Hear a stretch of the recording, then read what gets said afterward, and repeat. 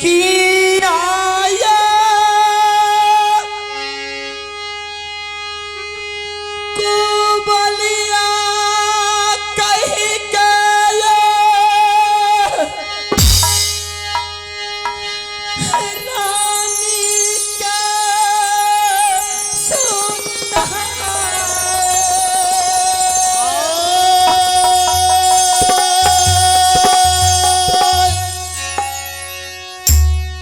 किया है कुबलिया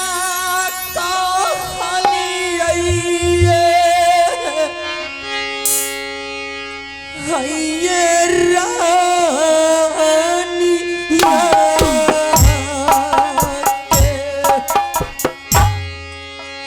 तोहरा कुछ सटनिया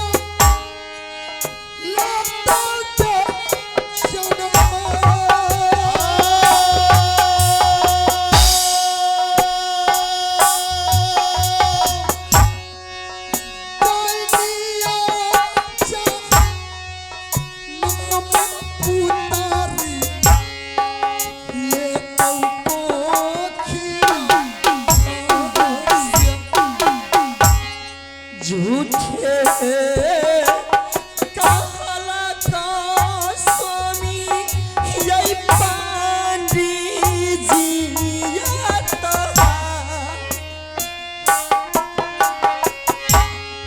झूठे कहला का स्वामी ये तो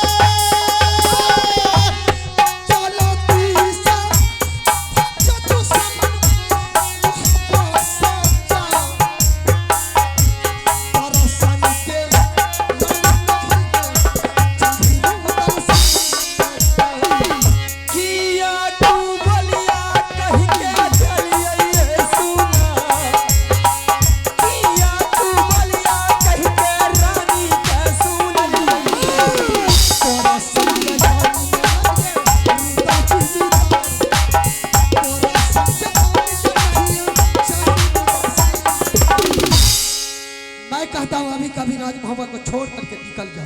स्वामीनाथ, मैं ये सभी बात मानती हूँ, लेकिन मैंने ये कभी भी नहीं सुनी हो कि किन्हीं के कोख से पुत्र या पुत्री पैदा लेते हैं तो उनके मुंह से आग और पानी निकलते हैं। आपको पंडित जी गलत कह दिए हैं। जो कुछ भी बोल करके गया है, मैं इतना बोल रहा हूँ कि तुम राज मोहब्बत से बाहर निकल जाओ तो निकल जाओ। अगर राज मोहब्बत को छोड़कर नहीं जाती है तो समझ ले कि मैं क्या कर बैठूंगा। चल जल्दी राज मोहब्बत को खाली कर। मैं कहाँ जाऊंगी? जाओ कहीं नदी में डूब कर मर जाओ, या नहीं तो ट्रेन में जाकर के कट जाओ। जैसा जैसा रानी नहीं चाहिए तोरा सन के रानी ना चाहिए और रुदल चीमी तोरा सन के रानी ना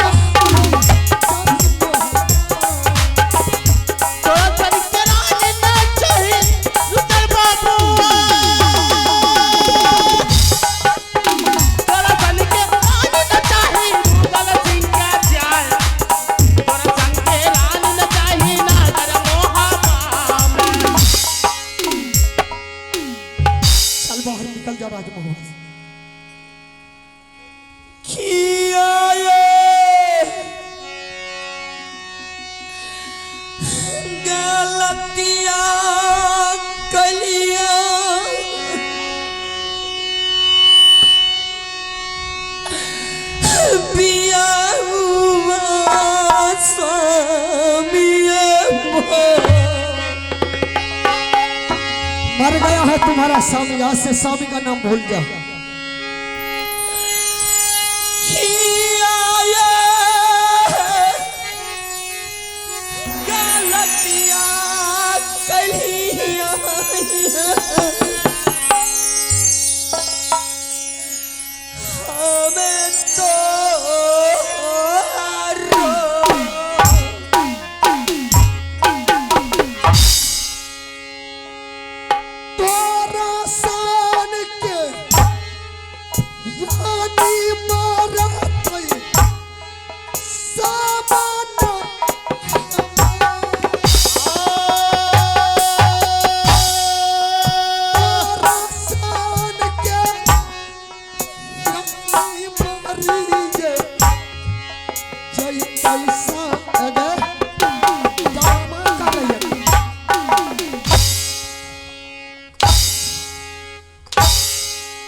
चल राज मोहब्बा को खाली कर जल्दी।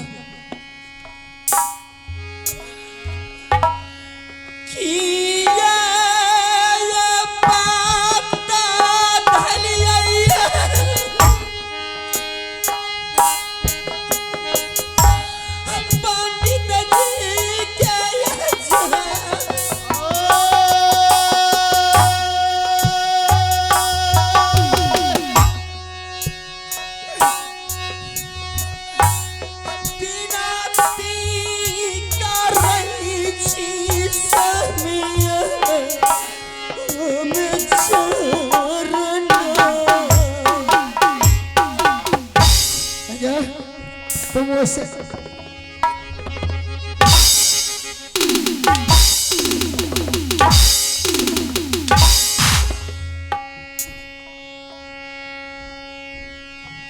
चल खड़ा हो, सीधा खड़ा हो।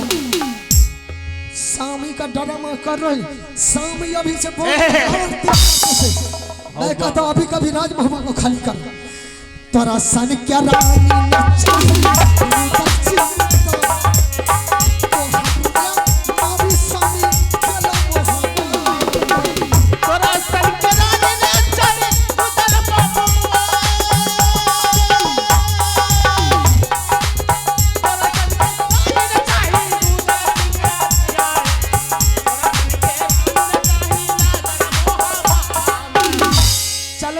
से जाती है कि नहीं जाएगी तुम? मैं कहाँ जाऊंगी? आप एक ही बात बुझ लीजिए, वो पंडित जी आपको कोई गलत बात कह करके चले गए। जैसा मैं कुछ सुनने के लिए नहीं चाहता हूँ, मैं सिर्फ इतना जानता हूँ कि तुम मेरे नजरों से दूर हो जाओ। और अभी का अभी मैं तुम्हें 14 वर्ष के लिए वनवास देता हूँ। आज से तुम मेरे लिए मर गई हो, मैं तुम्हारे लिए मर गया हूं।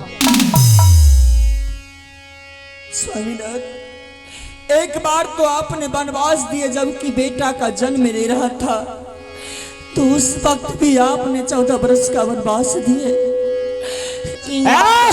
गलती उल्टी को छोड़, राज मोहब्बा से नहीं जाएगी तुम। मैं समझता हूं कि तुम नहीं जाओगी। मैं कहीं नहीं जाऊंगी। कहीं नहीं जाएगी? अगर तुम राज मोहब्बा अगर अपने मन से नहीं जाती हो तो इस राज मोहब्बा से मैं तुम्हारा लाश को निकालूंगा और तुम्हारा राज मोहब्बा से मोह ममता वैसे नहीं जाएगा। मैं जानता हूं कि तुम किस तरीका से जाओगे। तोरा सा नाता प्यासिया मोहब्बा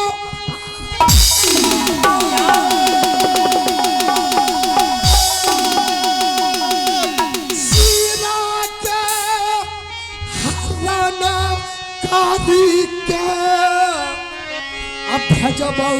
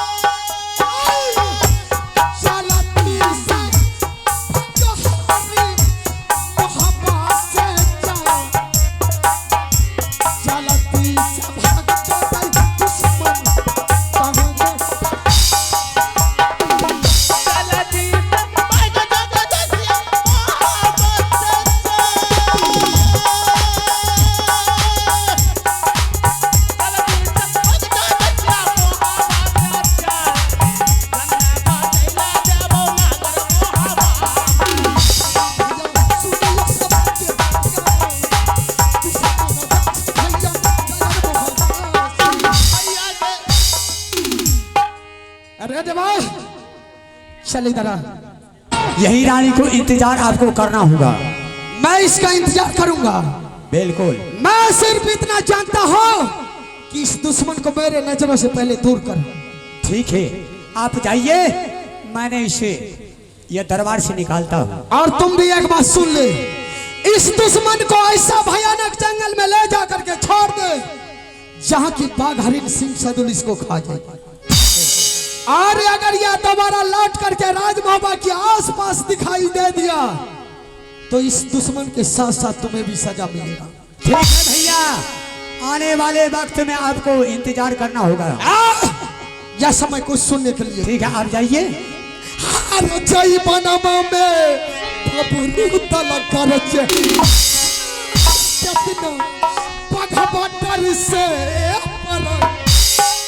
ढरे बघनिया को बाबू अरे बघपा चोरी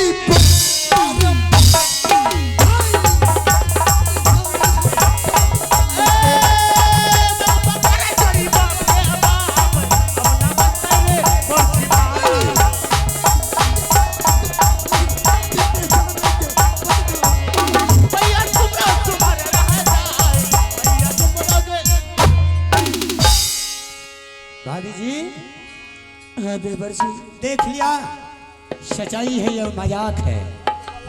मैं तो सोच रही थी कि मेरे स्वामीनाथ हमारे साथ इसी तरह मजाक कर रहे हैं, ये भाभी जी, लेकिन इन्होंने तो उन पंडित जी की बातों में आकर के मुझे 14 वर्ष के लिए वनवास भेज रहे हैं। भाभी, लेकिन एक बात जान लीजिए देवर जी, मैं तो जा रही हूँ, आप एक चीज का ध्यान रखिएगा। क्या चीज को ध्यान रखना है? मैं आपके ऊपर मैं उस अमानत को छोड़ करके जा रही हूँ, आप उसे थोड़ा सा भी खरोंच लगने के लिए नहीं दीजिएगा। क्या चीज का भाभी जी? क्या सुनने के लिए चाहते हैं? सुनाइए।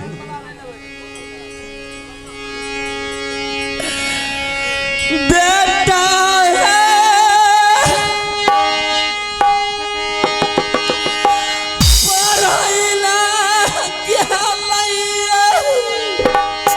हेलो, आइए, आप है मेला कमेटी भगवानपुर के निवासी, आप है मेला कमेटी भगवानपुर निवासी, आपको तरफ से 51 रुपये का आशीर्वाद आए हैं। मैं वो मेला कमेटी को, पूरी पार्टी को, उससे लाख लाख धन्यवाद दे रहा हूँ।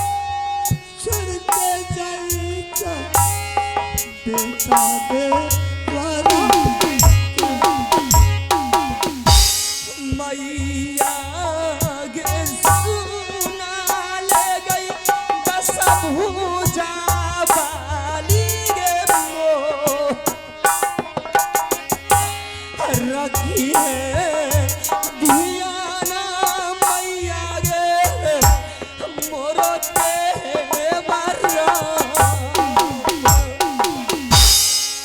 कहते जरिया रखे भाभी है आपा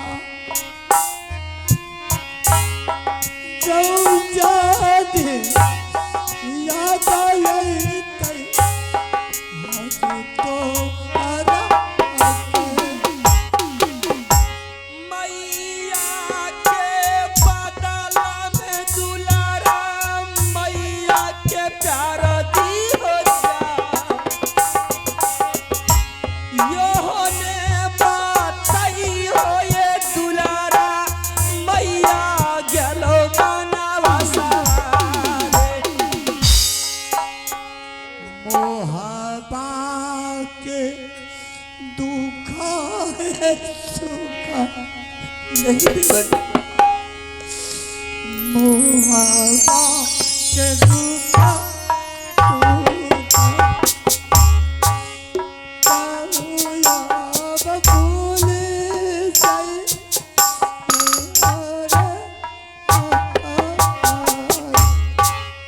सब दिन मन लो ये दुलारा सब दिन मन लो ये दुलारा आए देवर बेटा के समान हरे हरे अपनों के कैसा भाभी है अपनों के कैसा भाभी है मोहबा लगा रे बोलो फेरो ने मिलाना ये होई था फेरो ना मिलाना ये होई था आए देवर भाभी जी कहाँ बोलो हरे हरे चल चल चला भाभी है चल चल चला भाभी है आहे भाभी मोहा नगर से बोलो हरे देवर जी भाभी जी मैं तो जा रही हूँ आप अपने भाई साहब को ख्याल रखिएगा नहीं बेटा का ख्याल रखिएगा फिर अरे दोबारा बेटा के मैं ऊपर तो रहेगा लेकिन वह दुश्मन के ऊपर नहीं जब आइए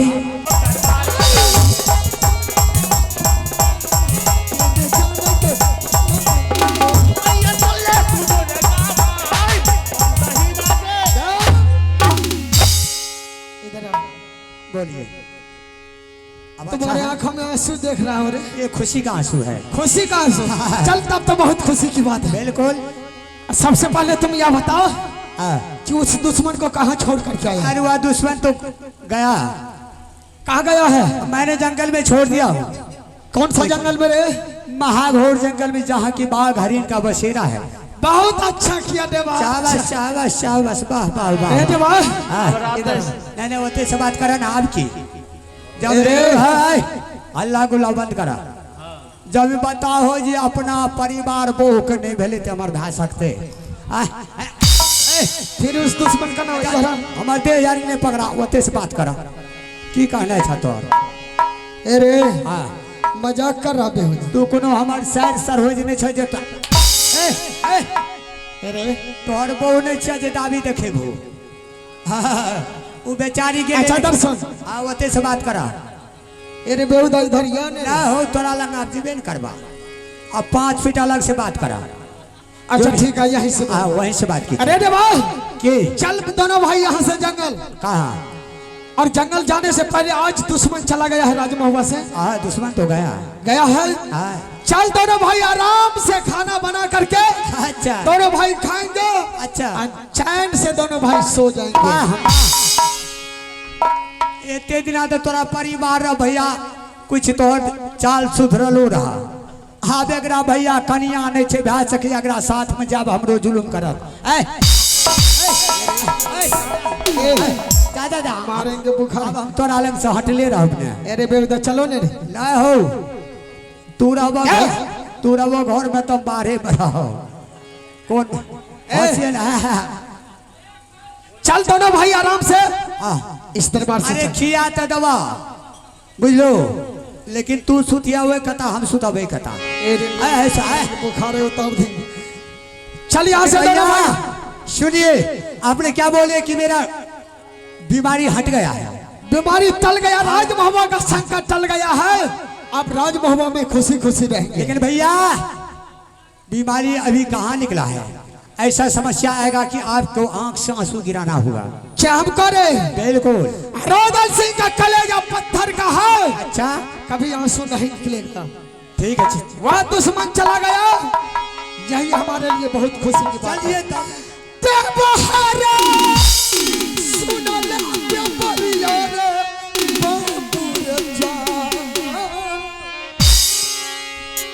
खुशी रे मनई बैठे बोरे अन्ना कदम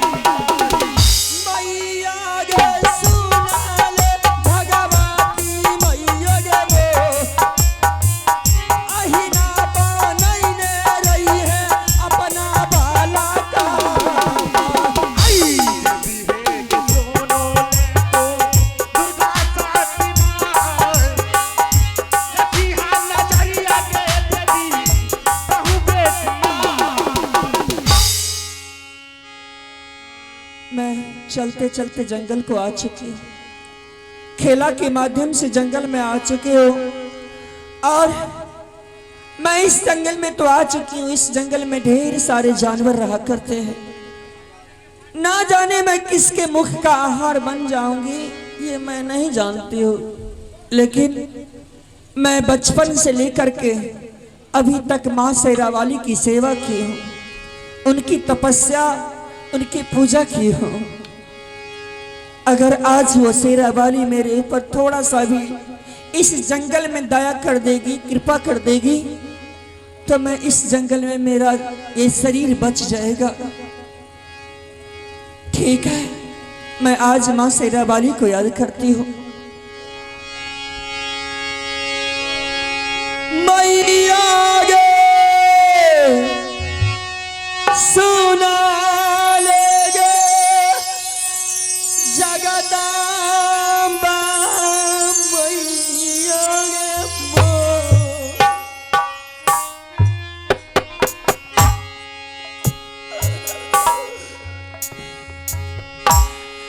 दे दे तरसाना मैया गे अपना बेटी